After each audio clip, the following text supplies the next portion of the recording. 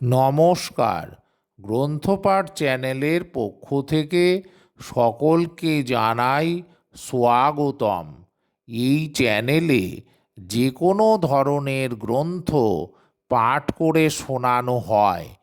এই অডিওতে আমি পার্থ গুহ আপনাদের পাঠ করে শোনাচ্ছি কাশিরাম দাসের মহাভারতের আদি পর্বের বেশ উল্লেখযোগ্য কাহিনী ভীমের বিষপান। আপনারা সকলে সম্পূর্ণ কাহিনীটি মন দিয়ে শুনুন। ভালো লাগলে লাইক করুন এবং বন্ধুবান্ধব ও আত্মীয় স্বজনকে শেয়ার করে দিন। সেই সঙ্গে একটি ছোট্ট নিবেদন, যারা এখনও চ্যানেলটিকে সাবস্ক্রাইব করেননি তারা অবশ্যই চ্যানেলটিকে সাবস্ক্রাইব করে সঙ্গে থাকুন। এখন শুরু করছি কাশিরাম দাসের মহাভারতের আদি পর্বের বেশ উল্লেখযোগ্য কাহিনী ভীমের বিষপান। মুনি বলিলেন, রাজা শুনো তদন্তরে, পুত্র সহ কুন্তী দেবী রহে অন্তঃপুরে। কৌরব পাণ্ডব ভাই পঞ্চোত্তর শত, বেদ শাস্ত্র অধ্যয়নে সবে পারগত। বালকের ক্রীড়া যত আছয়ে সংসারে, ক্রীড়ায় উত্তম সবে সদা ক্রীড়া করে।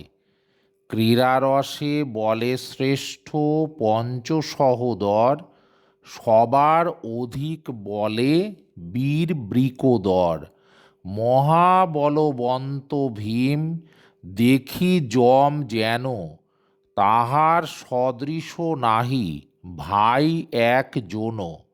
ধাইতে পবন সম সিংহ সম হাঁকে, আস্ফালনে গজ সম মেঘ সম ডাকে। যেই দিক দিয়া ভীম বেগে যায় চলি, 10-20 বৃক্ষে ফেলে ভুজ আস্ফালে ঠেলি। ক্রোধে সব সহোদরে ধরি একেবারে, অবহেলে বৃকোদর শরীর ঝাঁকারে। কত দূরে পরে সবে অচেতন হইয়া, পৃষ্ঠে গায়ে নাসিকায় রক্ত যায় বইয়া। দুই হস্তে ধরে বীর সবাকার কর, চক্রাকার করিয়া ভ্রমায় বৃকোদর। প্রাণ যায় বলি সবে পরিত্রাহি ডাকে, মৃতকল্প সব দেখি তবে ভীম রাখে। জলমধ্যে ক্রীড়া যবে করে ভ্রাতৃগণ, একেবারে ধরে ভীম 10-10 জন। ডুবায় জলের নিচে চাপি দুই কাঁখে, মৃতকল্প করি ছাড়ে প্রাণমাত্র রাখে। ভয়েতে না যায় কেহ ভীমের নিকটে, জলেতে দেখিলে ভীমে সবে থাকে তটে। ফল হেতু উঠে সবে বৃক্ষের উপরে, তলে থাকি বৃক্ষে ভীম চরণ প্রহারে। চরণের ঘায়ে বৃক্ষ করে থর থর, ফল সহ পড়ে তাহা ভূতল উপর। বালক কালেতে ভীম মহাপরাক্রম, ভীমেরে বালকগণ দেখে যেন যম। দুর্যোধন দেখি হইল পরম চিন্তিত, বালক কালেতে বল ধরে অপ্রমিত। বয়োধিক হইলে হইবে মহাবল, ইহার জীয়ন্তে নাই আমার কুশল। হৃদে চিন্তি দুর্যোধন করিল বিচার, ভীমেরে মারিব হেন যুক্তি করে সার। ভীমে মারি চারি ভাইয়ে রাখিব বান্ধিয়া, তবে তো ভুঞ্জিব রাজ্য নিষ্কণ্টক হইয়া। বালক কালেতে করে এমত বিচার, যে কালে না জানে লোক হিংসা অহংকার। তবে অনুচরে ডাকি বলে দুর্যোধন, গঙ্গা তীরে আছে যথা গহন কানন, তাহাতে বিচিত্র স্থল করহ নির্মাণ। উত্তম বরণ ঘর করস্থানে স্থান। চর্ব চস্য লেজ্জ পেয় শকটে পুরিয়া, সকল গৃহের মধ্যে পূর্ণ কর গিয়া। আজ্ঞামাত্র করে সব অনুচরগণ, সব ভ্রাতৃগণেরে ডাকিল দুর্যোধন। আজি চলো ভাই সব যাই গঙ্গা জলে, জল ক্রীড়া করিব পরম কুতূহলে। উত্তম বিহার স্থান আহার সহিতে, ভক্ষ ভোজ্য আছে সব প্রমাণ কুটিতে। শুনিয়া সম্মত হইলেন যুধিষ্ঠির, করিল সলিল ক্রীড়া চলো গঙ্গা তীর। পঞ্চোত্তর শতভাই একত্র করিয়া, রথ গজ অশ্ব যানে আরোহণ হইয়া। প্রমাণ কুটিতে যে যাইল দুর্যোধন, অতি মনোহর স্থল বিচিত্র কানন। অনুচর গণ সব থুইয়া বাহিরে, সব ভ্রাতৃগণ গেল প্রমাণ কুটিরে। একত্র হইয়া সবে আসনে বসিল, নানা দ্রব্য উপাচার খাইতে লাগিল। উপাচার পুরি করে অঞ্জলি অঞ্জলি, একজন মুখে দেয় আর একজন তুলি। হেনমতে ক্রূর কুরুপতি দুর্যোধন, খাদ্যসহ কালকূট ভীমে করে দান। কালকূট পান করিলেন বৃকোদর, দুর্যোধন হইল বড় হরিষ অন্তর। এইরূপে দুর্যোধন করেন ব্যবহার, ইহার বৃত্তান্ত কেহ নাহি জানে আর। তবে সব ভ্রাতৃগণ গেল গঙ্গা জলে, জল ক্রীড়া আরম্ভিল মহাকুতূহলে। কেহ উঠে কেহ ডুবে, কেহ ফেলে জল, ক্রীড়ায় হইল ক্রমে ভীমহীন বল। জল ক্রীড়া করি শ্রান্ত হইল সর্বজন, প্রমাণ কুটিতে পুনঃ করিল গমন। দিব্যবস্ত্র পরি বিভূষিল অলঙ্কার, উপাচার দ্রব্য যত করিল আহার। রত্নময় পালঙ্কেতে করিল শয়ন, ক্রীড়াশ্রমে নিদ্রাগত ভাই সর্বজন। বিষেতে জারিত ভীম হইল অচেতন, সবে নিদ্রা গেল মাত্র জাগে দুর্যোধন। অচেতন ভীমেরে দেখিয়া কুরুপতি, হস্ত পদ বন্ধন করিল শীঘ্র গতি। ধরিয়া ফেলিল তবে গঙ্গার সলিলে, নাহিক শরীরে জ্ঞান জারিল গরলে।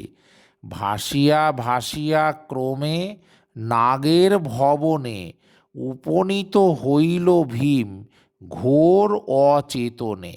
বিপুল শরীর দেখি বেড়ে নাগগণ, ক্রোধে চতুর্দিকে সবে করিল দংশন।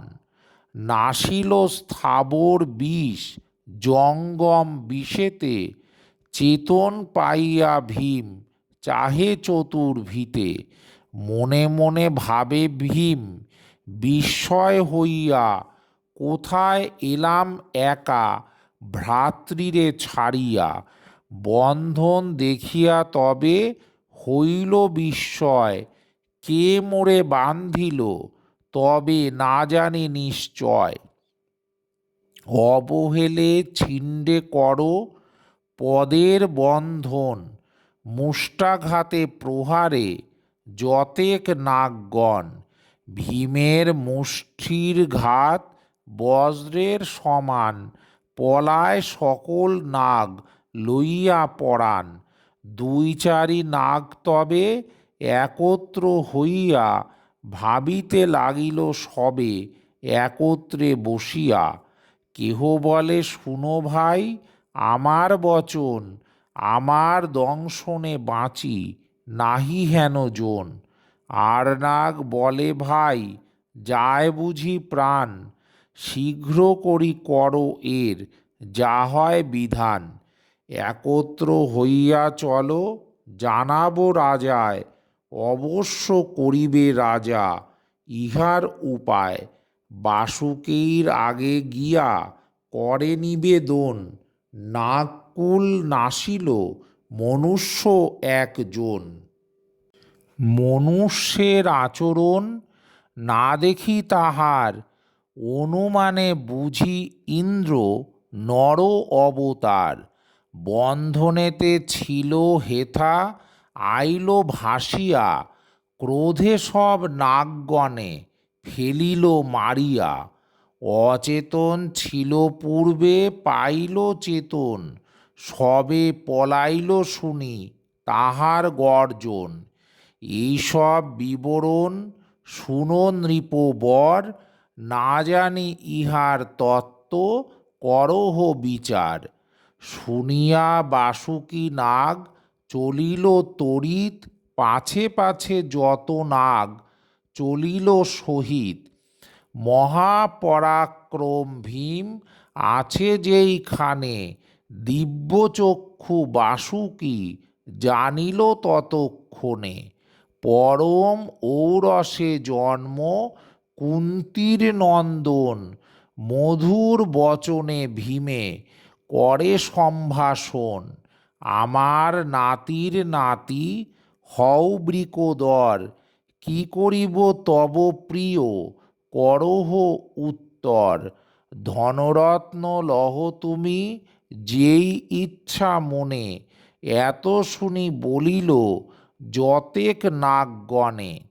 তোমার পরম বন্ধু যদি এ কুমার, ভক্ষ ভোজ্য দিয়া তুষ্টি জন্মাও ইহার। ধনরত্নে ইহার নাহিক প্রয়োজন, ইহার পরম প্রীতি পাইলে ভোজন। ইহারে লইয়া গৃহে করহ গমন, যাহাতে এ তৃপ্ত হয় করহ রাজন। এত শুনি ফণিরাজ লইয়া বৃকোদরে, গৃহে লইয়া বসাইল পালঙ্ক উপরে। নাগের আলয়ে আছে সুধা কুণ্ডগণ, ভীমে বলে করো পান যত লয় মন।